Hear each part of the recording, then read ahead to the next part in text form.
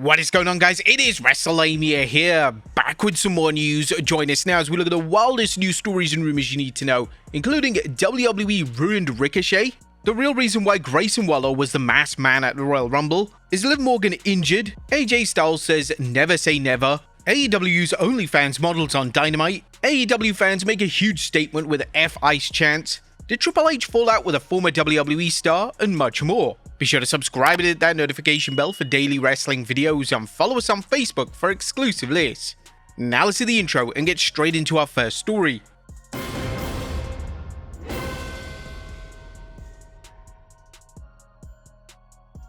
Now, first story looks at WWE ruining Ricochet.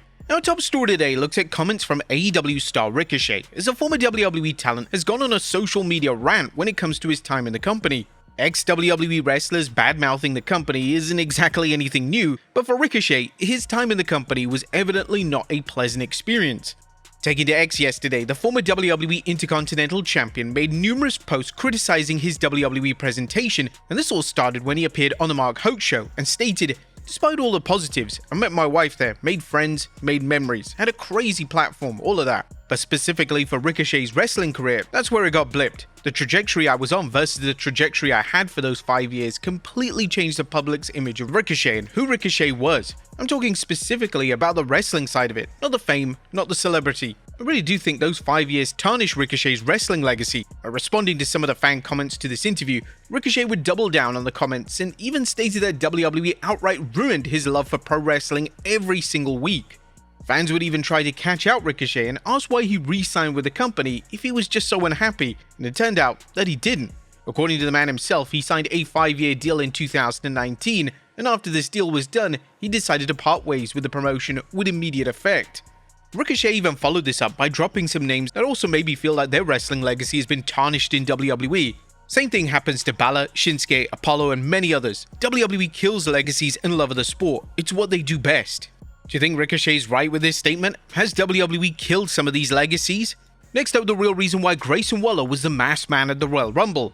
Now, it seems that we finally actually know who the masked man really was. There have been name drops of Adam Pearce, Jake Paul, Finn Balor, Logan Paul, but now it's been revealed that the masked man was none other than Grayson Waller. As according to the HSP podcast, Waller was the man under the hoodie as he made the trip to Saudi Arabia this past weekend.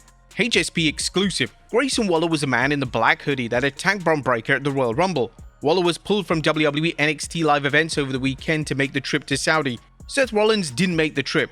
While many expecting to be the final reveal, it was Waller in the black hoodie on Saturday. Now, the facial hair does indeed match that of Waller, so there's a strong possibility that this was the case. Interestingly, WWE have turned this into a storyline where the person under the mask was authorized a visa for the trip by Adam Pearce, so it's likely going to be an active Raw star, which Waller is. But whilst Waller may have been under the mask in Saudi, it still appears that Seth Rollins is ultimately going to be revealed as the masked man. Corey Hayes of Bodyslam.net mentioned, WWE expects Rollins back before WrestleMania, which is why they ran the angle. Rollins is likely to return in time for WrestleMania 42 in April, and a singles match between Rollins versus Bron Breakker appears to be locked in. Rollins was even adamant that he wouldn't make the Rumble this year, so it was definitely Rollins' way of throwing the fans off the scent. The original plans for Rollins at WrestleMania were going to see him face Roman Reigns in singles action. However, when Rollins went down with an injury, these plans went out the window. Reigns is now set to challenge CM Punk for the world title in the main event of Night 2, whilst Rollins will take on his former Vision stablemate, Bron Breakker. Next up, Liv Morgan injured. As the 2026 Women's Royal Rumble winner, Liv Morgan is feeling the effects of the Rumble match. According to Morgan, during an interview with TMZ this week, she revealed that she's banged up following the match and has injuries to her knuckles. "Do you guys see my knuckles? All my fingers are like bruised. No, this is like my battle wounds from the Rumble. You know how? Seeing 29 other women? That's insane." Thankfully, Morgan says that she's now feeling great, and despite the substantial bruising, she managed to recover. "Yeah, I feel great now. I recovered. I feel fine now, but I was feeling it. You know, it's a long, hard match. Lots of women, lots of, flying legs and flying fists. It's very chaotic, so I definitely have some bruises all over my body, but I'm feeling well today. I'm doing well." Morgan won't be missing any time away from TV due to the bruising, and now she's set to challenge Stephanie Vaquer for the Women's World title at WrestleMania 42 in April. Next up, CM Punk buries Roman Reigns. The WrestleMania rivalry between Punk and Reigns is officially heating up. Punk is now taking part in media appearances to promote the match, and during his interview with No Context Wrestling, the reigning WWE World Champion outright buried Reigns by saying it took him a decade to become a top star. Do I ever think like I missed 10 years, I could have worked with AJ a bunch, I could have done more with Cena? I think I did pretty good. The Tribal Chief says he's graciously scaled back for 2 years. I graciously stepped back for 10 and it took him that long to become the superstar that he is. I have no regrets. Now, the match was also confirmed for the Night 2 main event slot during Punk's comments, and this will officially mark Punk's second consecutive WrestleMania main event. Next up, CM Punk retiring? Now, speaking of Punk, he's discussed if he has any plans to retire anytime soon. Punk were revealed on the podcast that he doesn't have any plans to step away right now.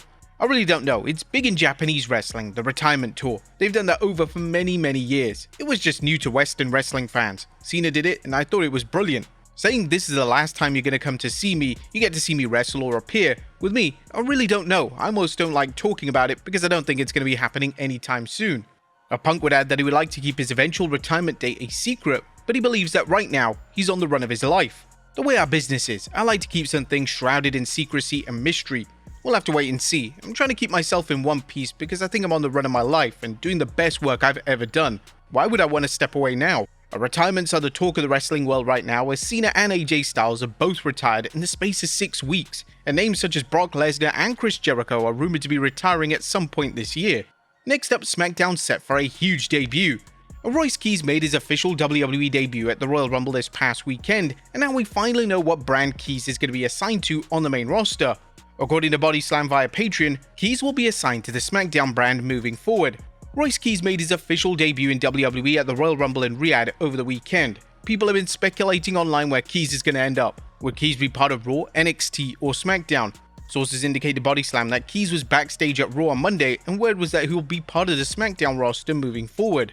Now, it appears that Keys is set to feud with Damian Priest on the Blue brand, as Priest would set his sight on Keys during the post-Rumble promo, and this seems to suggest that Keys is going to work as a heel, that is unless Priest turns to the dark side.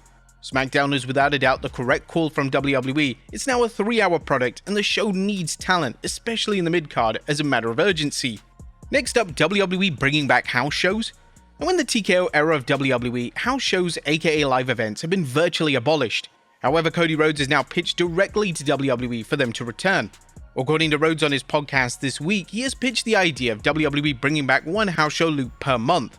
Rhodes didn't mention who he pitched this idea to or what the reception was to the idea itself, but he joins a long list of names that have called out WWE to bring back house shows, as house shows were previously the time in which WWE tested out new matches and newer wrestlers were able to get reps in before wrestling on TV and PLEs.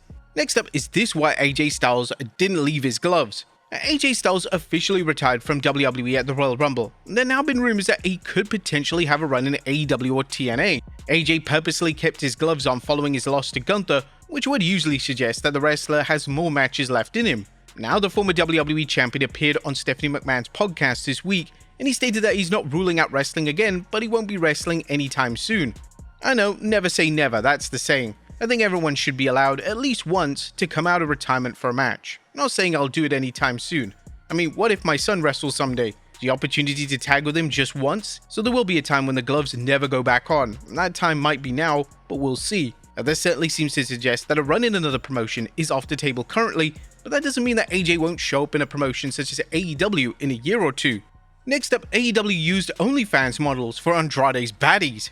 On last night's episode of AEW Dynamite, Andrade continued his, current gimmick of rizzing the audience. But this wasn't just one woman last night, this was a whole row. During his match with Kenny Omega, Andrade interacted with several women seated at ringside after performing a dive onto the outside of the ring. The women pulled in for some selfies, but it seems that AEW used OnlyFans models as Andrade's baddies. One of the women involved was Selena Slay, an adult content creator and OnlyFans model with a very large following. The other two are believed to be also adult performers, but their names haven't been revealed yet.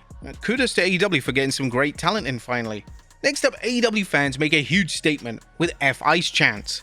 AEW wrestling fans really made their opinions clear last night, as there were loud anti-Ice chants during the match between MJF and Brody King. The chants were unavoidable for both wrestlers, and MJF made one of the best faces I think I've ever seen to the chants.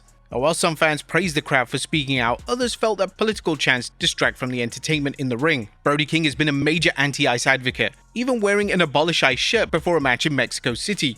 And finally, did Triple H fall out with a former WWE star? Our final story today looks at the relationship between Triple H and Tommaso Ciampa, as there's been speculation that Ciampa may have been disappointed with the way he was booked under Triple H. The speculation actually has significant credence, as in NXT, Ciampa was Triple H's #1 guy, but on the main roster, he was established as a tag team guy, and even then, he was barely featured on TV in any capacity. But with that being said, there doesn't appear to be any bad blood between the two, as Fightful Select's latest Q&A series stated that the game wasn't angry when Ciampa left, and the departure was amicable. I don't think Triple H was angry. Everything that I've heard was that the departure was amicable, and that Tommaso Ciampa was well liked in WWE.